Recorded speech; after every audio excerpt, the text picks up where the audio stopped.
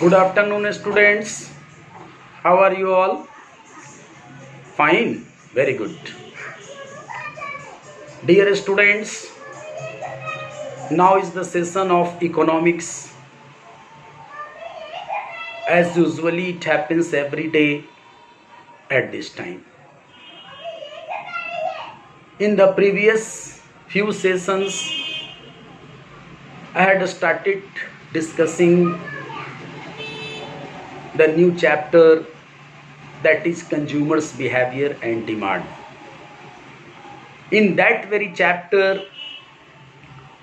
we came to know a lot of things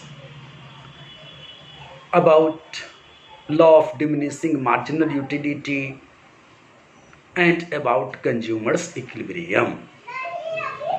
Already we have seen that a consumer is said to be in equilibrium when he or she is maximizing the level of satisfaction with given limited income and given price.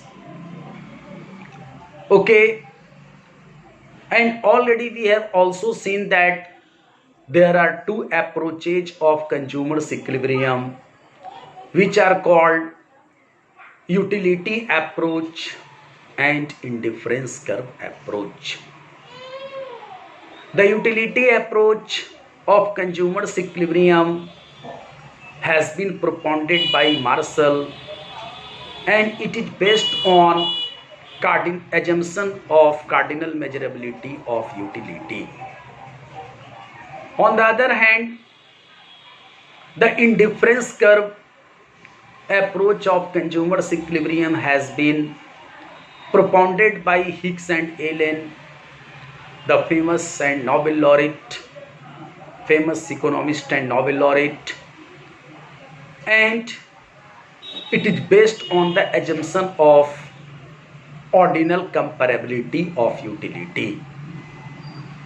So, dear students, the basic difference between these two approaches is that the utility approach is based on the assumption, or you can say it assumes that utility is cardinally measurable. Therefore, it is also called cardinal approach of consumers equilibrium. On the other hand, the indifference curve approach is based on ordinal comparability of utility. This approach disregards the existence of quantitative measurement of the utility. And this indifference curve approach, in fact, drives consumers equilibrium, obtains consumers equilibrium without assuming utility to be measurable. So, the important instruments of this indifference curve approach of consumers equilibrium are indifference curve and budget line.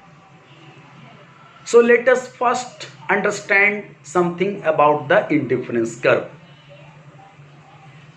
Before knowing what is called indifference curve, let us first understand about the indifference set.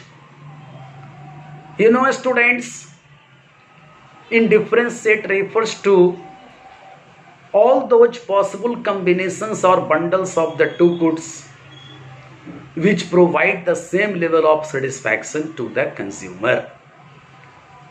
And since a consumer remains indifferent between these combinations or bundles of the two goods, therefore it is called the combination. The set of these combinations or bundles is called indifference set. Okay, students, when these bundles or combinations of the two goods are presented in the form of a table, then it is called indifference schedule. So you can define indifference schedule as a tabular presentation of all those possible combinations or bundles of the two goods which provide the same level of satisfaction to the consumer, or in between them a consumer remains indifferent. So long as indifference curve is concerned, in fact it is a graphical presentation of all those possible combinations or bundles of the two goods which provide the same level of satisfaction to the consumer. This is called indifference curve. Or better you can say the graphical presentation of indifference set and indifference schedule is called indifference curve, right? If you keep the quantities of good X along x-axis and the quantities of good Y along y-axis, and if you form different combinations or bundles of these two goods alternatively, then by joining these alternative combinations or bundles of the two goods with a freehand graph, you will find that this graph is sloping downward from left to right. That is called indifference curve. And in fact this indifference curve shows all those possible combinations of the two goods which provide the same level of satisfaction to the consumer, right? This is all about indifference curve. Now let us discuss some of the basic properties or features or characteristics of indifference curve, such as number 1, an indifference curve is sloping downward from left to right. You know, students, why it is so? It is because of the negative relationship between the two goods X and Y. As a consumer moves to increase some quantity of X, then some quantity of Y must be reduced. And if a consumer wants to increase some quantity of Y, then some quantity of X must be reduced.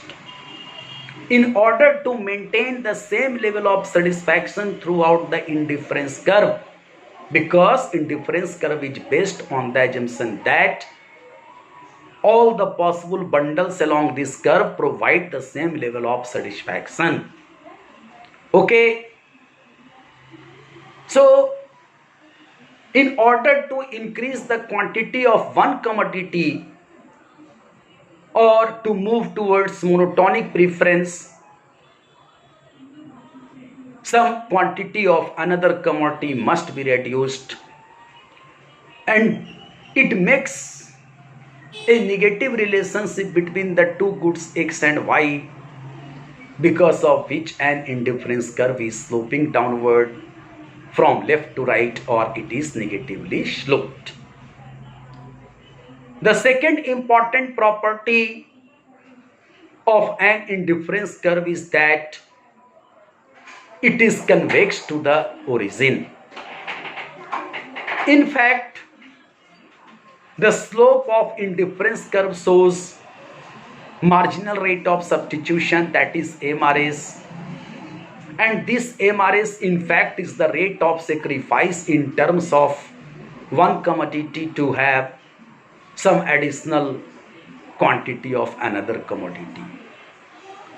And this MRS in fact is expressed as delta Y by delta X. That means the rate of sacrifice in terms of good Y to have some more quantity, more units of good X. And When you move from one bundle or from one combination to another, you will find that this MRS is diminishing. Okay, this MRS is diminishing because when a consumer moves from one bundle to another, then the quantity of one commodity has to be reduced, has to be decreased. And as soon as its quantity is reduced, is decreased, then its utility, its importance for the consumer increased. So when the consumer will proceed towards the next combination, then automatically some less amount of one commodity will have to be sacrificed. Okay, or you can say very simply that the amount of the commodity sacrificed to have another commodity, its stock keeps diminishing throughout the indifference curve when we move from one bundle to another, and thus MRS or marginal rate of substitution keeps diminishing. And because MRS shows the slope of an indifference curve, therefore because of this diminishing MRS, an indifference curve happens to be convex to the origin. Okay, the third important property of indifference curve is that a higher indifference curve shows high level of satisfaction. Already in UT analysis we have seen that more of a commodity gives more satisfaction to the consumer.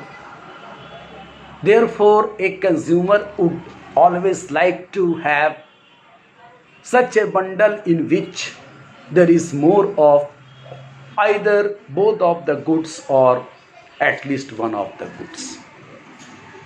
Okay, so if you draw indifference map, you will find that any combination or bundle lying on comparatively a higher indifference curve shows high level of satisfaction. So in the indifference map, obviously a high indifference curve shows high level of satisfaction to the consumer. Why? Because any combination or bundle lying upon it is having either more of both the goods or at least one good. That is called monotonic preference also. The next important property of an indifference curve is that the two indifference curves cannot intersect each other. Already we have seen that a higher indifference curve shows high level of satisfaction. Therefore, if the two indifference curves intersect each other, that means there is such a bundle that is lying on both the indifference curves simultaneously provide the same level of satisfaction. It is unrealistic assumption how it is possible to have the same level of satisfaction from less of the commodity as well as from more of the commodity. No. So because of this unrealistic assumption, the two indifference curves of the indifference map cannot intersect each other. Okay, students. So these are the basic properties of indifference curve and the meaning of indifference curve which I have discussed today.